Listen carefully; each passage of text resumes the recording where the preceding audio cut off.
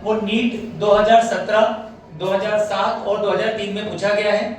इसमें हमें ध्यान से पढ़ना पड़ता है। पहले प्रश्न 30 सेकंड का समय होता है प्रश्न को पढ़ने के लिए।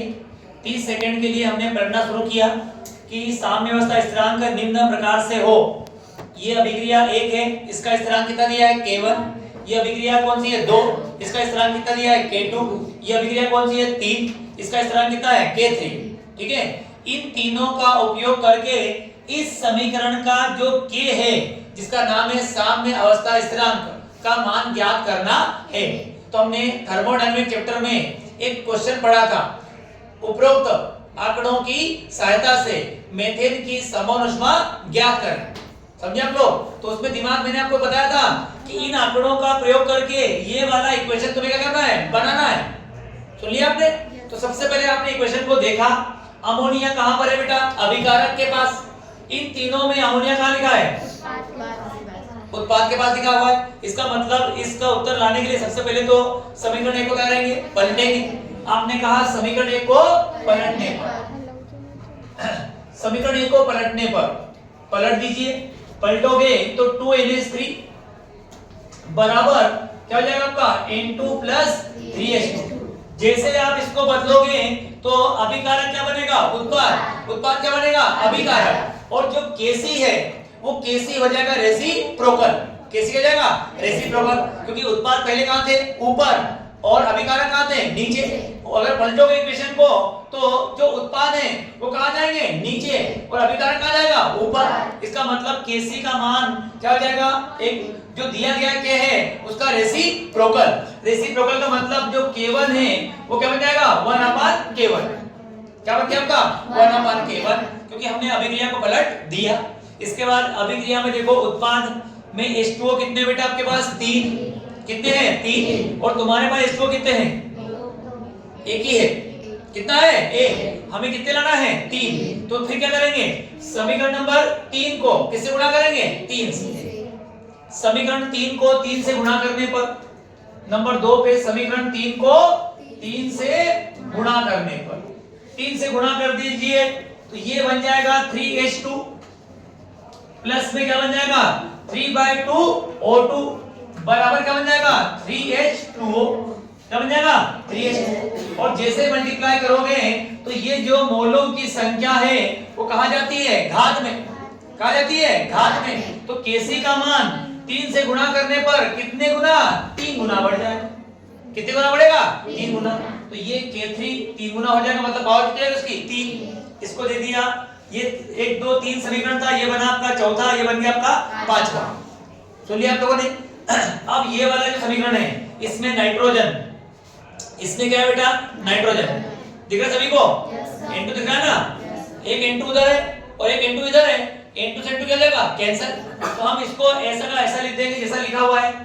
N2 प्लस में क्या है बेटा आपका O2 बराबर में क्या है बेटा आपका 2NO बराबर इसका मान कितना दिया है, K2। अगर मैं इन तीनों समीकरण को जोड़ूंगा तो ये वाला समीकरण बनेगा 1 2 और 3। इन तीनों समीकरणों को अगर जोड़ देंगे तो हमारा ये समीकरण आपका यहाँ पर बन जाएगा। बनता है कि नहीं चेक करते हैं आप लोग। आपने यहाँ लिखा 2NH3, बाएं पक्ष में बाएं पक्ष को, दाएं पक्ष में दाएं पक्ष को, अभिकारक में जोड़ेंगे अभिकारक को, उत्पाद में जोड़ेंगे उत्पाद को। तो ये अभिकारक क्या है बेटा आपका 2NH3, इसका अभिकारक क्या है आपका 3H2, इसका अभिकारक क्या है 3H2। अब देखो 3H2 दाएं भी है और बाएं भी, दिख रहा है। तो 3H2 से 3H2 क्या हो गया आपका, कैंसिल हो जाए, कैंसिल।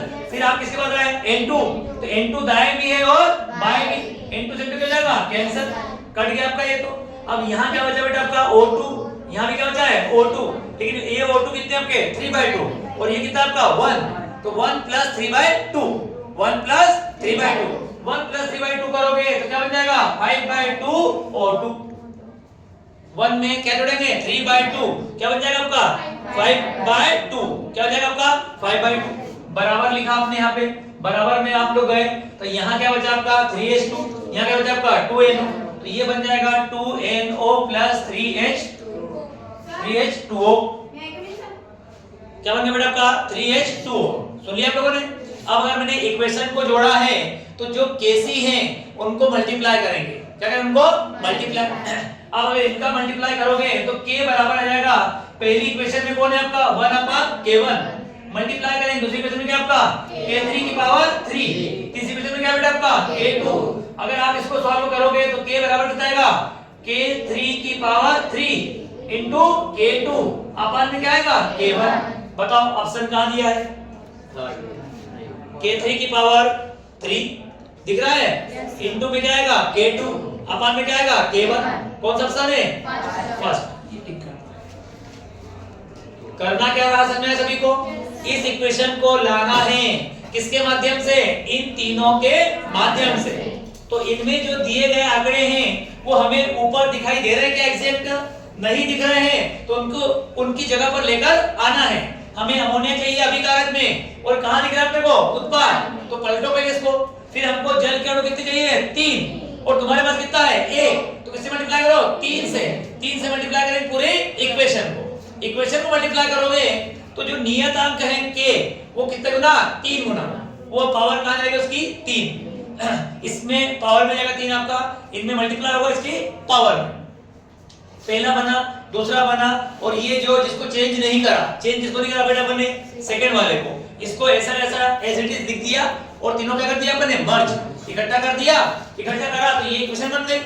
जब इक्वेशन बनाने के लिए हमने रिएक्टेंट और प्रोडक्ट को जोड़ा है तो जो नियतांक है Kc उनका क्या होगा, इनका होगा आपस में मल्टीप्लाई, इनका क्या होगा आपस में मल्टीप्लाई कर दिया हमने इस प्रकार से, तो ये तुम्हारा आंसर आ गया।